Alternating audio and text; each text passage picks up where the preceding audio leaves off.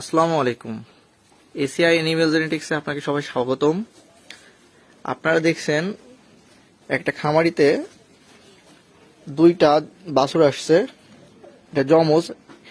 আসলে এখানে তিনটা বাছুর জন্ম হয়েছিল, কিন্তু একটা বাছুর খামারির অসচেতনতার কারণে জাস্ট একটু ডিলেতে প্রসবের কারণে বাচ্চাটা মারা গেছে। এখানে আমাদের যে লাইভস্টক অ্যাসিস্ট্যান্ট আছে মাসুদ ভাই, তার মুখে শুনবো বাকিটা। মাসুদ ভাই, আপনি বলেন যে এই খামারের বাছুরটা কেমন আসছে এবং তিনটা বাছুর সম্পর্কে আপনার কি ধারণা? তিনটা বাছুর মানে দুটা বাছুর একটু ওই যে বাছুরটা মারা গেছে ওই বাছুরটা এসেছে এটা একটু নর্মাল আসছে আর কি। যে বাছুরটা লাস্টে হয়েছে ওই বাছুরটা অনেক সুন্দর, মানে ইয়া ছিল, আরো প্রিন্ট ভালো ছিল, আর বাচ্চাটা অনেক ইয়া ছিল, বড় ছিল।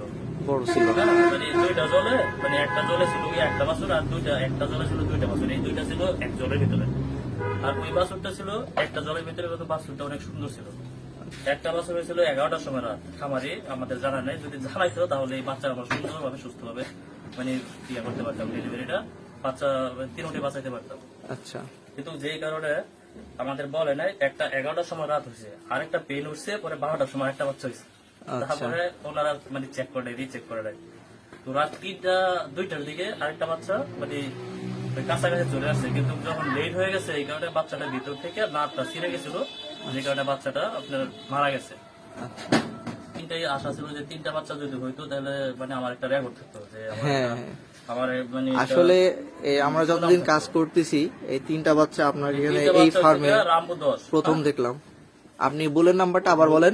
বুল নাম্বার হচ্ছে রামবু 10। হ্যাঁ, রামবু সার নাম্বার হচ্ছে রামবু, আর বুল নাম্বার হচ্ছে 10। রামবু 10। আচ্ছা, এই রামবু 10-এর তিনটা বাচ্চা আসছিল, কিন্তু দুর্ভাগ্যবশত আমরা দুইটা ডেলিভারি করছে, ওনারাই করছে, আমরা পাই নাই।